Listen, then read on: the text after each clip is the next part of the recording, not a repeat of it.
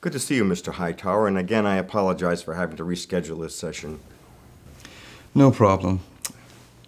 I like your sign over there. Out of the night that covers me, black is the pit from pole to pole.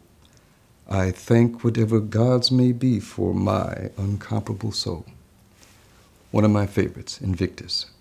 I rather identify with that poem, particularly the opening stanza and specifically the black part. But no matter, my good man. I gather you have recently met with my wife, or rather soon to be ex-wife. So what'd you two talk about? I'm sorry, Mr. Hightower. May I call you Paul?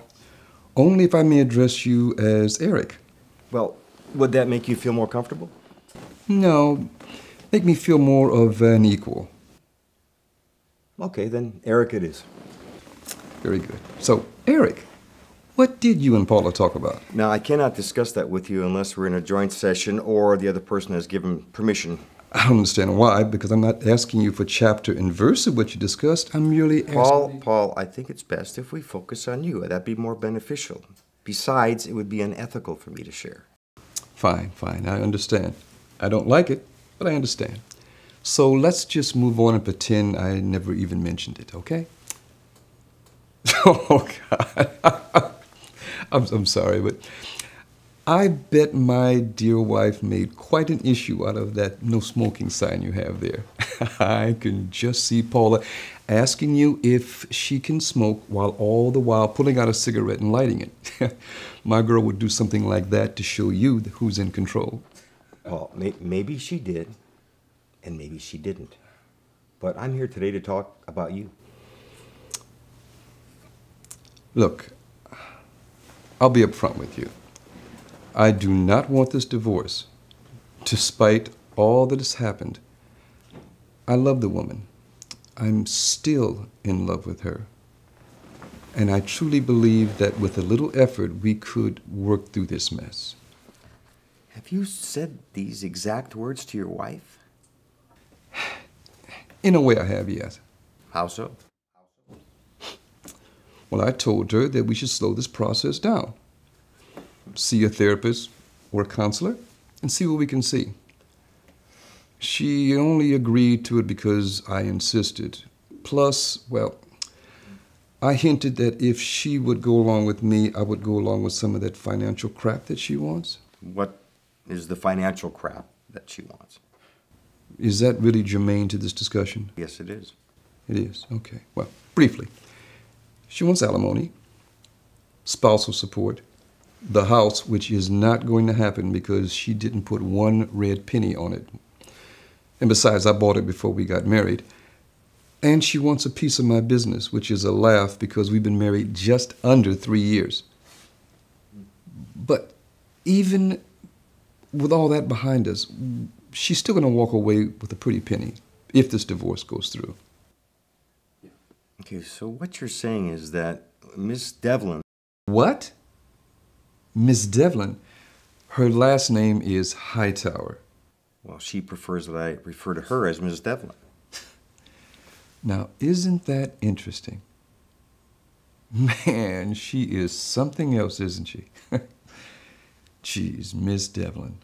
And I suppose she just up and told you that she wanted to be called that, right? Paul, I'd rather just get back to focusing on you. I think that would be much more beneficial. So I guess this whole process won't work unless I do, right? And I'm supposed to open up to you, right? Mm-hmm. And may I assume that you will do your level best to get Paula to be open and honest with you as well? The plan for both of you is the same. I see. Okay, so... Eric, I'm going to take a chance and put it out there. Put what out there? Me.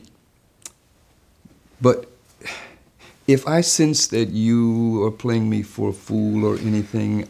There's no games being played here, at least not on my part.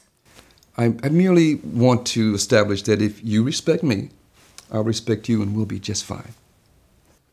Fine. Can we begin? Okay. Here goes. My track record of being alone is pretty bad. I haven't been alone since I was 16, and I'm 56 now. I would actually jump from relationship to relationship within hours, and I'm not exaggerating. There are some guys who fear commitment. Not me. Mm-mm.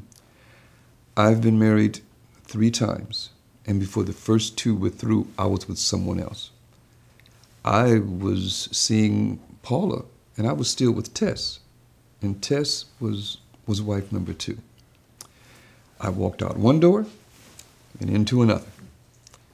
In fact, it took me only 3 weeks to propose to Paula, and she turned me down the first few times, but man, I persevered and I wore her down.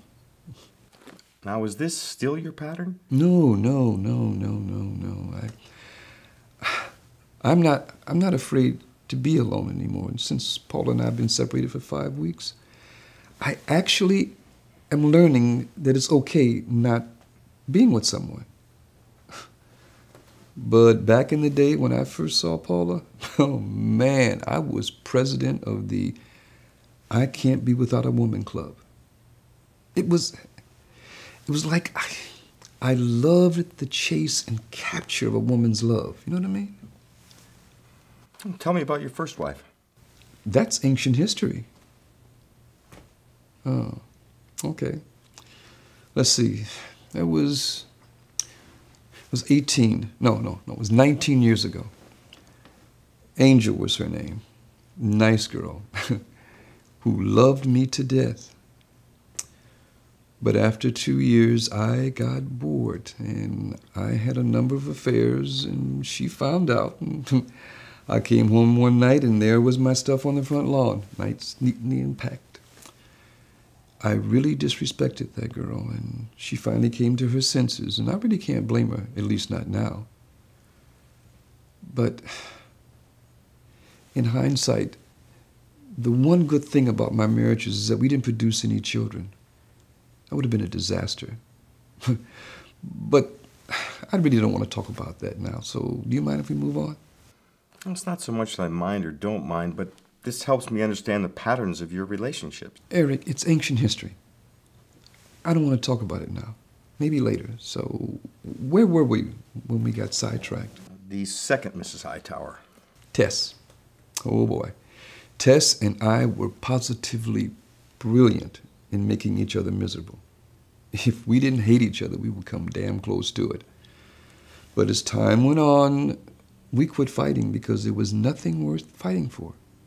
All I was doing was biding my time, waiting for someone to fall in love with me and for me to fall in love with them. And in the end, when Tess and I split, there was no anger. It was just relief.